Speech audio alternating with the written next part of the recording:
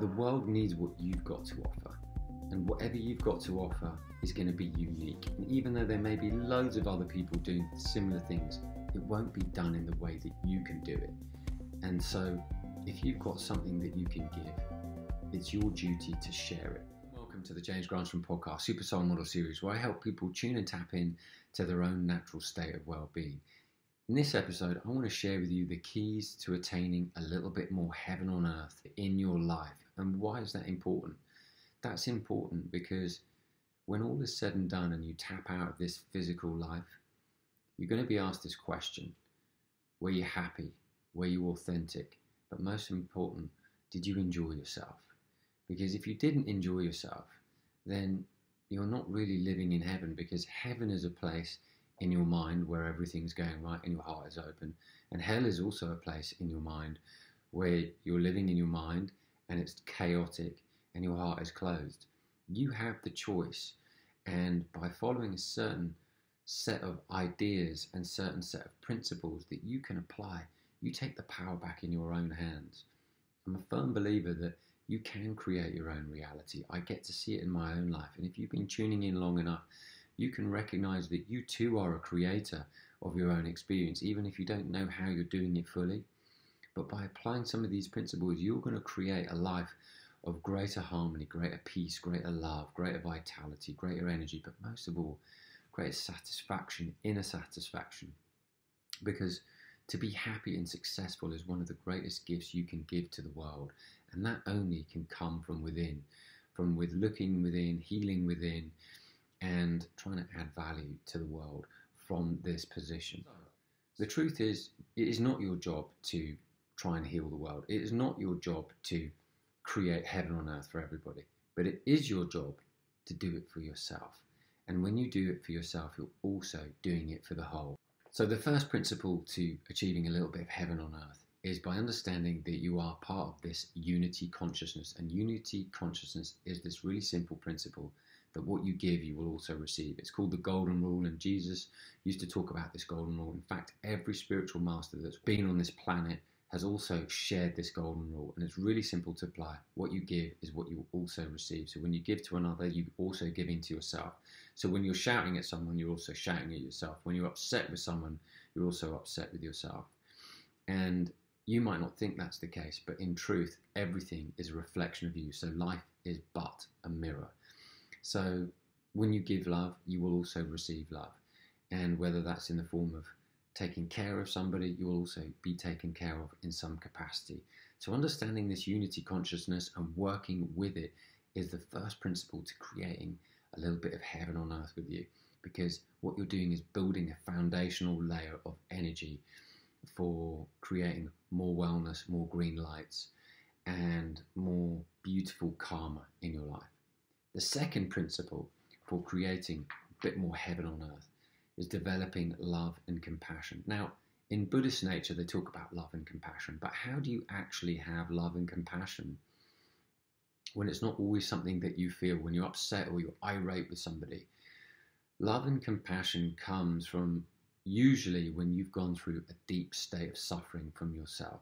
But you don't have to go to a state of suffering for yourself to have compassion for someone else. You just need to have your heart open. And when you truly love somebody else, you can also have compassion for them by putting yourself in their shoes. So this is a wonderful principle to develop a little bit more heaven on earth, by recognizing that you might not understand a challenge that someone else is going through, but if you try and put yourself in their shoes, you can see how they think and why they behave the way they do, which means that you don't take things so personally. And that's a really, really big point to creating a little bit more heaven on earth for you. Because often we want people to see things our way, but that's not the way it usually goes. Sometimes we need to develop this concept of compassion, this virtue of compassion, because it will help us understand other people better, why they do what they do. And then people can also, in turn, see that why we do what we do. Because not everybody's going to truly understand you. Don't expect everyone to get you. But as you develop a little bit of love and compassion, you unlock, a layer 2 level of creating heaven on earth for yourself. And when you do that, you feel lighter, you feel freer, and you don't feel so attached to everything that you need to have in your life. You can relax a little bit, trusting that life will work out for you, even though you can't understand why people behave or do the things that they do. People usually do the things that they do because they're in fear and separation, which was level one, which we're talking about, which was feeling separated rather than feeling unity. So the more love we have, the more connected we are. And the more connected we are, then it leads us into experiencing a little bit more compassion. And look into your daily actions. You know, how compassionate with you are when someone is driving quickly or tries to cut you up in traffic. Are you annoyed with them, or can you be compassionate that they might be having a hard day? And even though they've cut you up, and even though it's annoyed you, can you still send them blessings? Can you still send them well wishes? Because when you do, that's coming from a place of compassion, because you don't know what's happened to that person. They might have just split up in a relationship. They might be going through a divorce. Something might be happening to their child. Something really scary might be happening in their life, like a health challenge or a health crisis or a financial crisis. You don't know why people behave the way they do. But when you come from a place of compassion and you can say, do you know what, I'm just going to send them well wishes even though they cut me up, then you're coming from a place of heaven on earth for yourself. Because when you keep your energy nice and relaxed, then you're creating that space around you for other people. And sometimes you need to be challenged a little bit so you practice unlocking these keys within yourself. Treat others with kindness because you don't know what they're going through. Empathize with others, recognizing that you're also going to be empathizing with yourself. And make decisions based on love for yourself and how you value yourself, how you respect yourself, but also what would give love and respect another as well. Only you know. So give yourself that love, give yourself that kindness, and also do that for others, but make sure you do it for yourself, because that's a key to be able to unlocking heaven on earth for yourself. Remember, make decisions from love, not from fear, because when you're coming from fear, it's always going to be a very unproductive outcome. Now, number 3, the third key to unlocking a little bit of heaven on earth for you is by practicing forgiveness. Forgiveness means that what you did is not necessarily okay. However, I'm not going to hold on to the energy that's keeping me heavy. I'm not going to hold on to this heavy energy that's keeping me bound to this thing or this event or something that you said or something that you did or something that you didn't do. Because everybody, in truth, is doing the best they can with what they know at the time. And sometimes it takes years before people actually come to recognize that what they did wasn't okay. Because people behave in certain ways because they don't know any better and they were treated badly at some point in the past. And so they're just replicating that same energy. But don't let that chain of pain continue and let you carry the burden. Because essentially forgiveness is saying this, and this is the bit that really worked for me when looking in my own experiences, was thank you for giving me this experience so I could choose better. So I love that little terminology. Thank you for giving me forgiveness. Thank you for giving me this experience so that I could become more conscious of myself, because I wasn't conscious in that relationship, or I wasn't conscious in that experience, which caused that pain and that grief and that suffering. So even though you might be really challenged right now, even though you might find it very difficult to forgive someone for something that they've done, when you say, thank you for giving me this experience because it made me become conscious of myself to be a better human being, more compassionate, become stronger, you unlock the keys to a little bit of heaven on earth for yourself.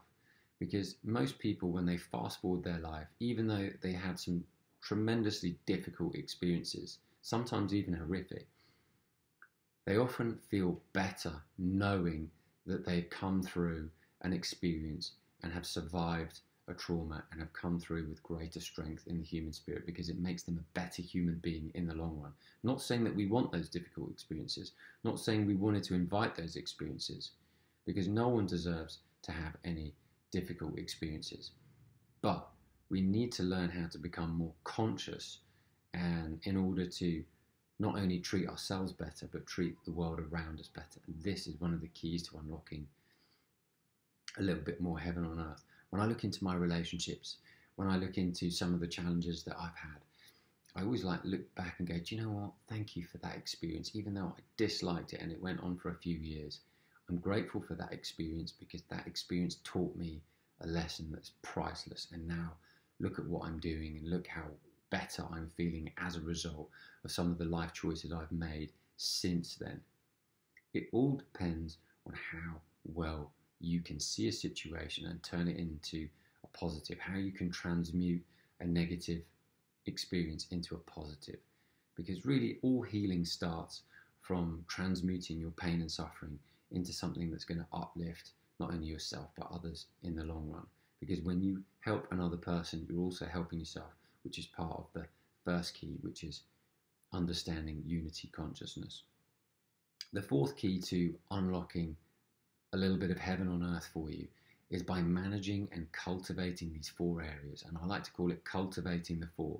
And it's by cultivating and managing the physical, mental, spiritual, and financial aspects of your life. Because when you get these in balance, your life begins to take off. So the first thing is to manage your physical body. So what would that look like? What would that sound like? That means learning how to eat correctly, eating more fresh produce, eating more organic produce, eating more fruits and veggies, nuts and seeds, getting more of these in your diet, and also lots of exercise and movement. By having this and getting enough rest for your physical form, you're going to hold a lot more energy, and it's going to be way easier for you to have higher levels of energy when you take care of this physical aspect of your life. So the second part of cultivating the 4 is the mental aspect of your being. So what does that look like? That means managing your thinking. It means practicing gratitude. It means practicing an optimistic and positive outlook. This really cultivates more mental balance, and one of the best ways you can do that is by spending a lot more time in nature. That mental aspect of yourself needs to remain in balance, and it only takes 51% of your thinking throughout a day to be more optimistic and positive than not, for you to start seeing green lights, that you are the creator in your experience. It's so easy to look at life and be upset by it, because the mind is always looking to the negative for some reason or another. It's like that monkey mind is always trying to look at what's wrong. But you need to take ownership of your mind, because your mind is the driver and your body is the vehicle. So if you want to have a great body, you've got to have a great driver upstairs, and that is when you take care of your thinking. So ask better questions, practice gratitude, and spend a lot more time in nature, and you'll find it's a lot easier to manage your mind, that mental aspect, which a lot of people find difficult. Number 3 on that cultivating the 4 is the spiritual aspect of your being. That spiritual aspect of your being, you tap into that by meditation, by prayer, by again hanging out in nature, but also doing things like creations, art, drawing, sewing, painting, music, that type of thing, and play as well. This is the aspect of your spiritual nature that wants to feel upbeat, uplifted, and we connect to them through stillness. We could connect to it through playful, non-competitive activities that are really, really joyful. This taps into your spirituality. And so I have a lot of things that I do. I do all of these things. I pray, I meditate, I play games, I make music, I play the ukulele, I make dance music. I do everything I can in order to tap and tune into this spiritual aspect of my being, in order to feel lighter, feel happier, feel more unlimited, and feel more free. And you can do that too. So all of these things are within your power.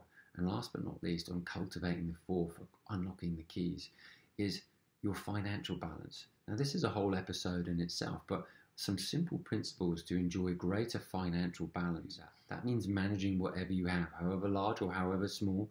The same principle applies, is spend less than you earn. Always be grateful for what you're spending and what you're receiving. And are you investing? Because you want your money to grow. The universe is an expansive being that's alive, and we are expanding over time. We always want more. More is the essence of the universe. Expansion is the message of the universe. So if you want your money to grow, think of it like a universe. Think of it like soldiers. Can you send every dollar, every pound, every euro, every yen, whatever? Can you send that out? And can you get it to go and make more? That's why investing is so important, because it creates expansion, and it's a microcosm of the universe, and it's within your management. So if you don't know where to invest, learn where to invest in something that excites you and interests you, because you want your money to grow. And when you spend less than you earn and you invest a portion of your income, I tend to do about 30% of my income, but I started off way smaller, and then it gets bigger and bigger and bigger over time. And the reason why I do that is because as you expand, your universe expands and your money universe expands. And this is a really, really important philosophy, because as you feel as though you are more relaxed about your finances, you feel more freedom. And then that freedom makes you feel like you're living in a little bit more heaven on earth. That is why cultivating these 4 areas need balance and need your attention. Number 5, the 5th key to unlocking heaven on earth for yourself is co-creating with life itself, co-creating with the universe, co-creating with God. So get your intentions clear every day. You are a creator of your experience. So write down what you intend to have happen today. And if you are wanting some things into your experience, write down what you want the universe to work on. I've got a things to do list that I intend to do, and I've got things for the universe to do, which means I set the universe to go and sort that out, because I know I can't do it with my small mind, but the universe can do it. And it will bring it back to me when the time is right. And I'm always amazed that when I'm overwhelmed or I've got loads of things going on, the universe can literally bring things to me, and I'm always amazed by how it does that, just because I wrote stuff down. Because when you write stuff down, you're focused, and when you focus, you set the universe to work. That's really, really powerful. And co-creating with God, life, the universe itself is really, really powerful. And one of the best ways you can keep that energy flowing is by keeping your word, keeping your promises. I can't stress enough how important it is for you to keep your word and keep your promises, because when you do, you're telling your mind, I believe you. So when you say you're going to do something, your mind knows you're going to do it. And that's so powerful, because when I used not to do that, I could see why my life was a mess, because I'd say something and I'd never do it. And so now I've got to a place that I always say what I'm going to do and then follow through with it. And now my mind actually believes me that I'm going to do it. So when I set my mind to it that I'm going to do this or this task, or I have this intention, my intention is very clear with what I'm trying to do with my work, as I want to help 1 billion people, and I want to help them transform their lives for the better in happiness, health, and well-being. And if we can do that, then my mind's going to go, I'm going to find a way. And it doesn't matter how long it takes. That's the mission. And it's just a process. So by saying that, by asking the universe to show me how to do that and declaring it, then I'm already started my mission. And I started this mission at least 5 years ago. So how else would you be able to co-create with the life force itself, the universe? By visualizing, by giving your mind a blueprint of what that looks like, what the end results look like, by writing your intentions down and being thankful in advance as if it's happened now, that you're co-creating with this life force that only responds to you in this very moment. And even though you might not be living it this very moment, you can experience it in your mind first. And this becomes how you start to use your own life force energy to work in your advantage. Some people call this manifestation, but I like to call this working with your energy, because this is really, really important. Your energy is a response to how you're feeling in the moment, and the universe doesn't know what you're thinking and feeling. If it's about a future event, a past event, it's all happening right now. And one of my guests on a previous podcast always used to write this to me in emails. He said, until then becomes now.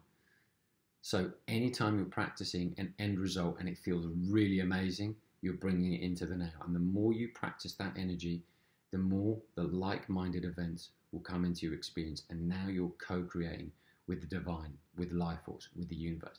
And that is making you remind yourself that you're a powerful co-creator for creating heaven on earth. The 6th key to unlocking a little bit of heaven on earth for you is to be of service. What are you doing to contribute to the lives of other people? Who are you collaborating with? Life wants to help itself. Life wants to expand. Life wants to add value to itself. And the universe, God, can only know itself by how you're giving and how you're feeling. And when you're collaborating and when you're contributing, which is a human need, you are tapping into life itself.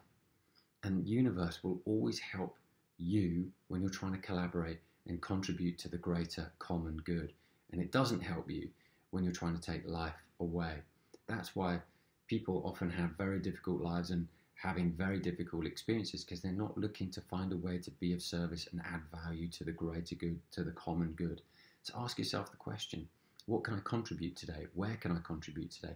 Who can I help? Where can I help? And how can I help?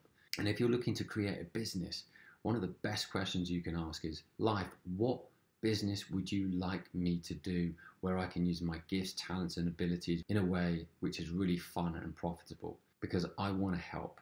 So show me. That is a really wonderful prayer. And then just wait for the answers and then act when you get some ideas. And even though you might not know what to do, follow through with the little impulses you get.